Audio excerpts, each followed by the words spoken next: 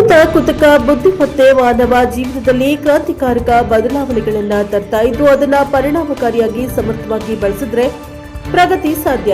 AI ಬಳಕೆ ಸರಿಯಾದ ರೀತಿಯಲ್ಲಿ ಮಾಡಬೇಕು, ಅದರ ಉಪಯೋಗವನ್ನು ಪಡೆದುಕೊಳ್ಳಬೇಕು. ತಂತ್ರಜ್ಞಾನದ ಯುಗದಲ್ಲಿ ನಾವು ಕೂಡ ಬದಲಾಗಬೇಕು, ಅಪ್ಡೇಟ್ ಆಗಬೇಕು, ಇಲ್ಲವಾದಲ್ಲಿ ಮನುಷ್ಯ ಹಿಂದೆಯೇ ಇರಬೇಕಾಗುತ್ತದೆ ಎಂದು ಫ್ಲೋರಿಡಾ ಇಂಟರ್ನ್ಯಾಷನಲ್ ಯೂನಿವರ್ಸಿಟಿ ಮಿಯಾಮಿ ಪ್ರಾಧ್ಯಾಪಕ ಡಾಕ್ಟರ್ ಎಸ್ ಅಯ್ಯಂಗಾರ್ ಹೇಳಿದ್ದಾರೆ.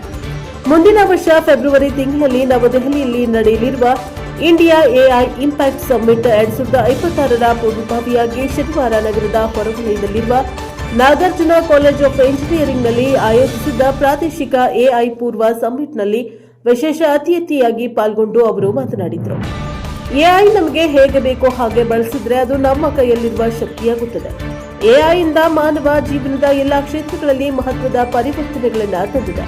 ಮುಂದಿನ ದಿನಗಳಲ್ಲಿ ಇನ್ನೂ ಹೆಚ್ಚಿನ ಬದಲಾವಣೆಗಳು ಸಂಭವಿಸಲಿದ್ದು ಅದಕ್ಕೆ ತಕ್ಕಂತೆ ನಾವು ನಮ್ಮನ್ನ ನಿರಂತರವಾಗಿ ಅಪ್ಗ್ರೇಡ್ ಮಾಡಿಕೊಂಡು ಸಿದ್ಧರಾಗಬೇಕು ಎಂದರು.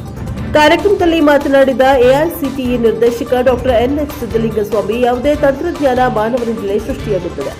ಅದು ಮಾನವರಿಗಿಂತ ಮುಂದೆ ಹೋಗಲು ಸಾಧ್ಯವಿಲ್ಲ. ತಂತ್ರಜ್ಞಾನ ಯುಗದಲ್ಲಿ ಅದನ್ನು ಸರಿಯಾದ ರೀತಿಯಲ್ಲಿ ಬಳಸಬೇಕು.